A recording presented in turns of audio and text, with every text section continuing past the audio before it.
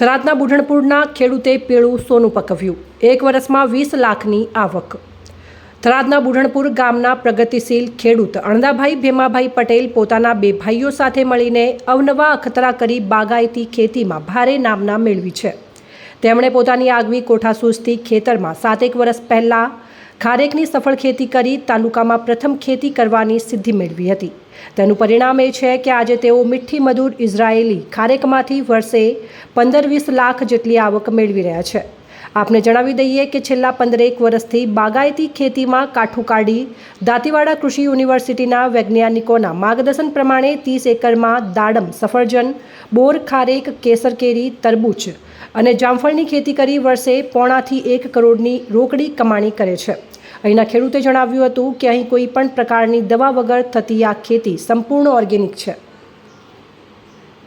શું નામ છે તમારું? મારું નામ પટેલ રોમેશભાઈ ભેમાભાઈ। બરાબર। ગામ? ગામ બુઢણપુર। બરાબર।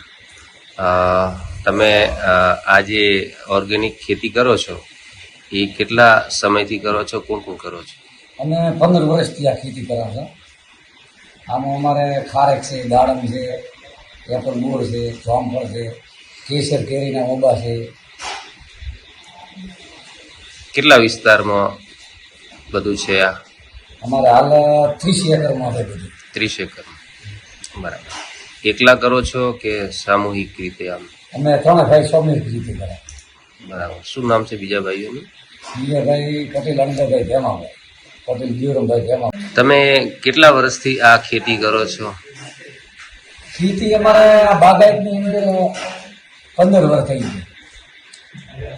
શું કહેશો બીજા તાલુકાના બીજા ખેડૂતોને? કોઈ તમારા વતી? જો ખેડૂત અને મજૂર મહેનત કરે કે તો છે કુંભાર, બાકી કે વાયુ છે ને આપણે વાયા ખાતર કરવું છે તો પછી એના પ્રમાણે રહે।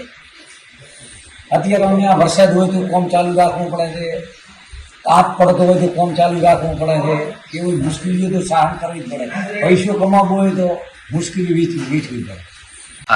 આજે તમારી જે ખારેક છે એનું નિકાસ કરો છો તો બીજા તાલુકાઓમાં, જિલ્લાઓમાં, બીજા રાજ્યોમાં એવી રીતે જતી હોય છે કે આજુબાજુ જ વેચાય છે વધારે? એમાંથી અમદાવાદ સુધી વેચાય, એમાંથી હોલસેલ અમે ભરાવો એટલે ગાડી ભરીને એમાંથી પેક કરી 2 ટન માલ અમદાવાદ વેચે, ડીસા વેચે, રાધનપુર, હાથોર વેચે। ત્યાંથી આગળ બીજા કોઈ જગ્યાએ જાય એવું કોઈ જાણ્યું? હવે એ જાણ્યું નથી। હવે શું છે કે માલ હવે વધારે ઉતરે છે। પહેલો ખાલી 300 સોળોનો આવતો, હવે 250 છે એટલે તે અંદર માલ વધશે એટલે પછી હવે જાણકારી લેવી પડશે માલ બારી નિકાસ કરવાની। આજે લોકલ ખારેક અને આ ખારેકમાં શું ડિફરન્ટ હોય છે ખાસ કરીને? લોકલ જે ઉગેલા છોડ હોય છે દોણામાંથી, એ છોડની અંદર ખારો દોણો આવે છે, ઊંચા વળે, અને આ દોણો એકદમ મીઠો આવે। આરિયા બ્રાહી જાતની છે ખારેક, અને આની અંદર એનો પ્રોસેસ કરેલો આવે રોપો। અત્યારે એ વખતે અમે 2500 થી 3000 વાવ્યો હતો, અત્યારે આ રોપાના 4200 થી 4500। આજે તમે જે ખેતી કરો છો એમાં રાસાયણિક ખાતરનો ઉપયોગ થાય કે બિલકુલ ઓર્ગેનિક હોય છે? અત્યારે તો હાલ તો અમે બિલકુલ ઓર્ગેનિક ખેતી કરાવે। એની અંદર આવે છે ઓર્ગેનિક બનાસ ડેરીનું પ્રોમ ખાતર, ખાસ કરીને અમે પ્રોમ જ વાપરાય। અમારે અત્યારે ખારેકના 100 15 કિલોનું માપ છે, 15 કિલો એરી આલી દે પછી બિલકુલ ખાતરની જરૂર પડતી નથી। કુલ કેટલા છોડ છે તમારે? અમારે ખારેકના કુલ 600 છોડ છે। અને કેટલા છોડ આજે જો તમે એને રોપો, વાવેતર કરો તો કેટલા સમય પછી, કેટલા વર્ષ પછી એ પાક આપતો થાય તમને? પાક આપતો 4 વર્ષ પછી પાક આપતો થાય। 1 મહિના છોડ છે 2014 વાયેલા, એ છોડ મોટા થયા એ 5 થી 6 મણનું ઉત્પાદન ચાલુ છે, અને જે પાછળથી વાયેલા છોડ એ 4 વર્ષના છે, એ પહેલા વર્ષમાં ઉતારો 2 મણનો આવશે। શું આયુષ્ય હોય છે એક છોડનું? આયુષ કેટલું હોય? આયુષ્ય તો આમ તો વધારે કહે છે, પણ ઓપરેશન કરી 40 થી 50 વર્ષની રહે। સરકાર દ્વારા તમને આમાં કઈ પ્રોત્સાહન મળે ખરી આ ખેતીમાં? સરકાર દ્વારા અમને છોડનો સબસિડી મળેલી છે। પછી અત્યારે પેક માટે આ ચોમાસા માટે 2 પેક ગોડાઉન મળેલા છે ખારેક માટે, અને બાકી હજી કોઈ મોગણી કરો અને એવું હોય તો ફોર્મ ભરેલો હોય તો જરૂરી પૂરતું મળી જાય।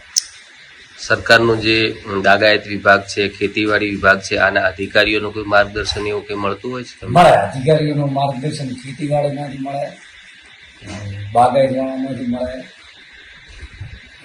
અત્યારે આજે વરસાદ છે તો એની અંદર કેવી મુશ્કેલીઓ તમને ભાવ બાબતમાં શું આવે અને શું ભાવે આનું વેચાણ થાય? અત્યારે હોલસેલ થાય છે કે રિટેલ માર્કેટમાં? અત્યારે હોલસેલ 50 થી 70 રૂપિયા જાય છે અને છૂટકમાં 80 થી 100 રૂપિયા જાય છે.